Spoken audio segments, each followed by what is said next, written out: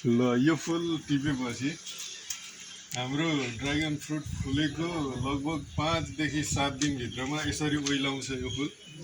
यो ओइलाको फुललाई चाहिँ हामीले निकालिदिनुपर्छ। यसरी यसरी निकालेपछि यो फल पनि ठुलो हुन्छ। फल ठुलो हुनको लागि पनि हामीले यसलाई बेलामा निकालिदिने गर्नुपर्छ। यो ननिकाल्दा पनि हुन त केही हुँदैन, तर निकाल्दा चाहिँ यो अलिक बढ्न पाउँछ राम्रोसँग। यो हाम्रो रातो ड्रागन फ्रुट रेड सेतो पनि छ मसँग।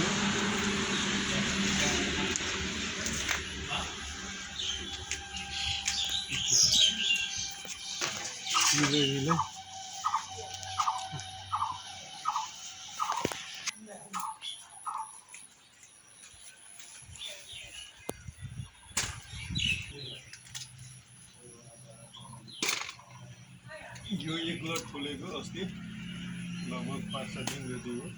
5-7 दिन ओइलाउँदै जाँदाखेरि चाहिँ बनाउँछ। 5-7 दिनपछि यसरी ओइलाउँदै जान्छ। यो ओइलाउँदै गएपछि यसलाई निकालिदिनुपर्छ। हामीले ट्याक्क यसरी मर्ने ट्याक्क निस्किन्छ यो।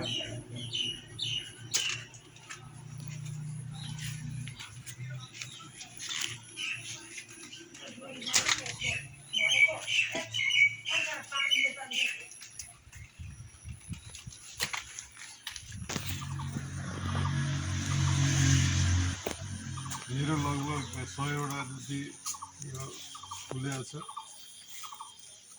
अब यो ठ्याक्कै 27-28 दिनमा ट्याक्कै यो खानालाई तयार हुन्छ।